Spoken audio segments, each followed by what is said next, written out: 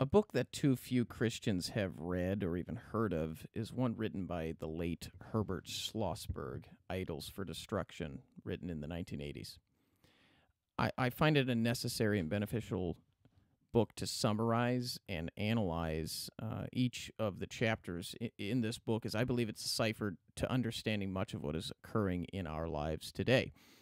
So the following is a summary, an analysis of Herbert Schlossberg's introduction, and the rest of the series will be handled chapter by chapter. So really, Schlossberg starts in his introduction as essentially stating that we've reached an apex in history, where post is the common description of our age, whether it be postmodern, post-capitalist, post-Christian, or now really even post-human. Instead of living in an age of continuous progress, the average man looks at the times as one of decay, decline, atrophy. Arnold Toynbee said that his father, a social worker in the early 20th century, saw the coming century as one of despair.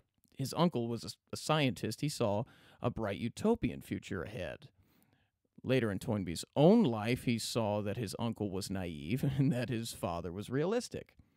And the evidence of that view was proven in the 20th century through the First World War, Second World War, Great Depression, etc. And the 19th century ended itself with extreme pessimism, and so it was not without cause or effect. And one of the effects of that, or the outcomes of that, was a man, say, called H.G. Wells, the author of the popular science fiction novel, movie, Tom Cruise movie that many have seen, War of the Worlds. He kind of exemplifies the journey or the typical intellectual of the 20th century. He started with extreme hope and optimism in his outline, book, Outline of History. But then he moved towards a more measured outlook in the shape of things to come, where he saw the need of intellectual elites to rule over the masses. In the 1930s, he would end up writing The Mind at the End of Its Tether, a succinct description of where the elite intellectuals like H.G. Wells would end up at the end of their tether, not knowing how to bring the world to the vision that the elites had created for the world, essentially. Many have said that we are in the midst of something that is not only on par with the collapse of the Roman Empire, but a decay that exceeds by far the destruction of that past civilization in Western civilization itself. It's more commonplace to see entertainment focused on, say, doomsday rather than any utopian paradise that says something about the specter of what lies ahead for us as not only a people, but as a species, maybe. A society's understanding of its own place in history is an important factor in terms of how it actually grasps current events going on around it. Most historians or social scientists understand societies and their growth from either a spatial or organic point of view, meaning a society that goes up must come down, for example, or say from biological relationship, a society that is born has an age of adolescence leading to maturity and ultimately a decay in old age and finally dying out. The analogy in nature is another example: spring, summer, winter, fall cycles of history, essentially. Many people in recent days, especially with the COVID or coronavirus outbreak, are talking a lot about the fourth turning, which is essentially the cycles of history exemplifying themselves in a winter that we're entering into. But does this hold biblical weight to it? Right? So from a biblical standpoint, as Schlossberg points out, the key to understanding a society's success or failure must be measured in the moral realm. It's an issue of blessing or curse, judgment, as, say, Deuteronomy points out. If a society collapses in the biblical narrative, it is never said to be, say, due to the seasons or any type of spatial or biological cycle of history. It's literally absent. It's not there.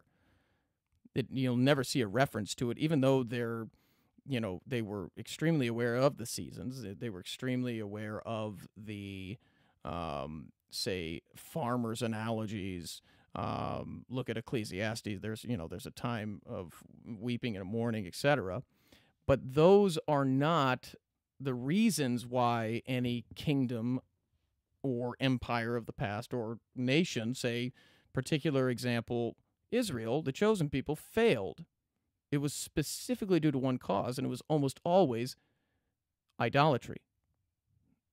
By viewing history as a created thing, not something that's independent of its creator, we're able to grasp something quite remarkable. Rather than being the product of random events that are relative in their meaning to the observer, meaning, these events are completely and utterly unrelated, life's coincidence. It doesn't really have, these little tiny events in life don't really have any interconnectedness to anything. Christians rather view this as a grand story in and of itself, with a beginning, a middle, and an end. It's a key for Christians to view history and the events that occur within the historical time frame as such, as being his story.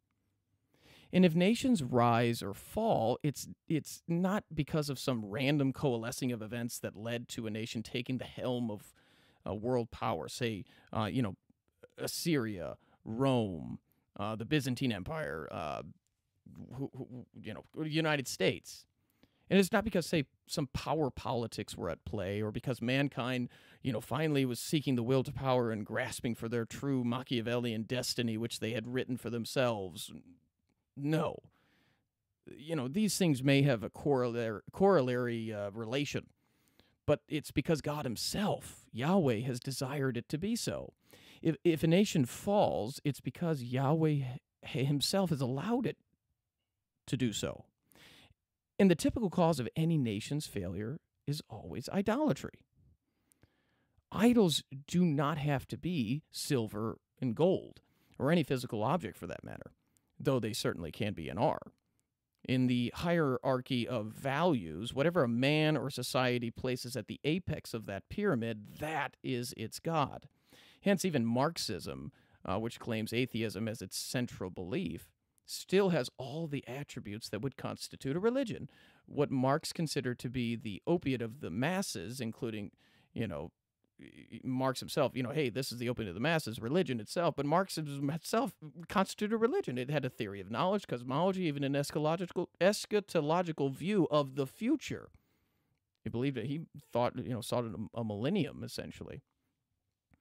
But Christianity, because of the way it views both the past and the future, cares very much about what happens in the present. And so, therefore, the state of society today carries immense meaning for the individual Christian, or at least it should. If we find as a people who are part of, say, Western civilization, that our society has been building idols under our very noses, without us even comprehended that such evil construction, say, has been occurring, well, it would be wise for us to change the framework of our own understanding. Idolatry is really the biblical solution to comprehending the meaning of current events today, especially what's going on today. More than that, once we adjust our perspective, though, it's incredibly important for each Christian to see if he or she has adopted any of the views, forthcoming idols, say, that Schlossberg so poignantly describes in his book. Whether that adoption has occurred by utilizing the vocabulary, the language of idolatry, which exists, or even the beliefs that lead to the actions of idolatrous worship. We must ensure that we are destroying every aspect of idolatry in our lives with the help of the Holy Spirit by the light of Jesus Christ in us. A key component to removing the blinders that idolatry brings with it is recognizing that the environments that we live in today feed our false perceptions. As Os Guinness has said, we do not see our environment because we see with it, which ultimately means that we are completely unaware of the influence, say, that our culture and its ideas has on us as we're living in it. We might comprehend the effects that those ideas have, but the cause remains elusive to us.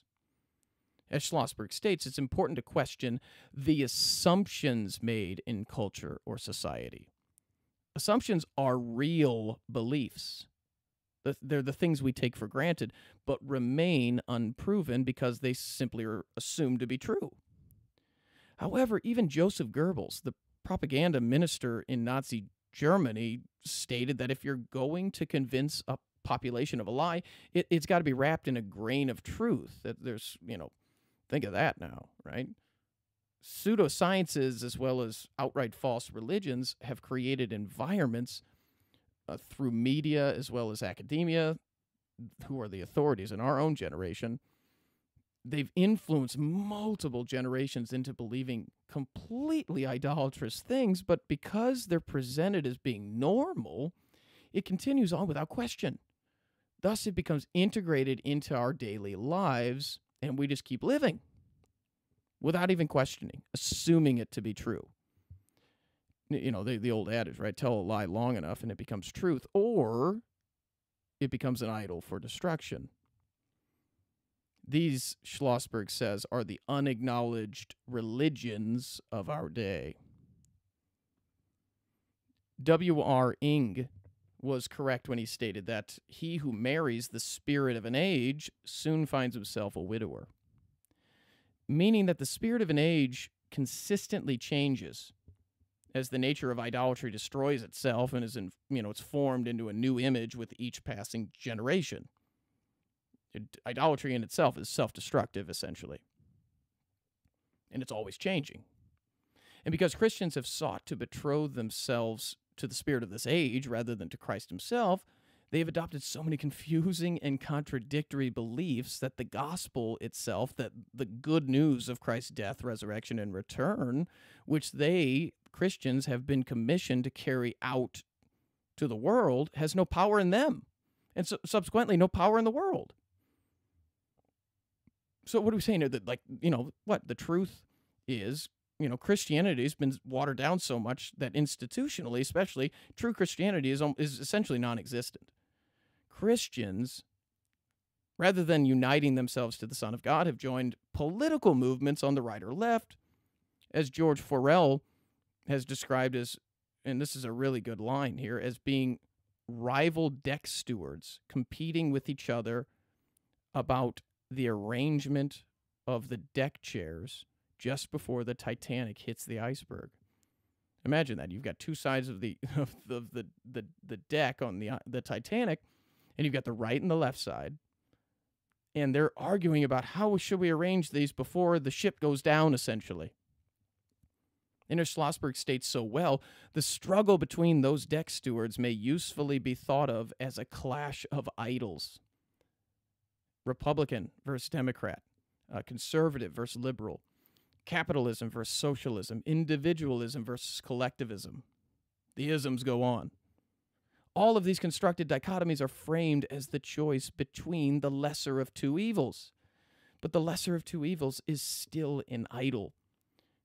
And so it should be our goal, through the study of this book and this series, to discover another way, the only way, the way, as it's described in Scripture.